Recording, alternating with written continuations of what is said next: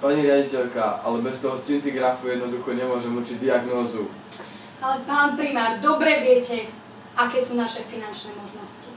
Nemáme peniaze, jediná možnosť by bola, kebyže nám niekto prispeje, ale to sa nesnažím ani dúfať.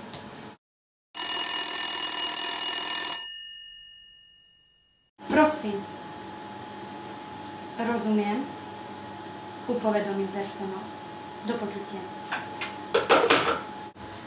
Pán Herman, mám pre vás dôležitú úlohu. Rozhláste personálu, že očakávame možného sponzora. Poprosím reprezentatívne správanie. Budem reprezentovať. Pozor, pozor! Dnes príde do nemocnice svätého Judeho potenciálny sponzor. Prosíme o reprezentatívne správanie. Prajeme peknú smenu.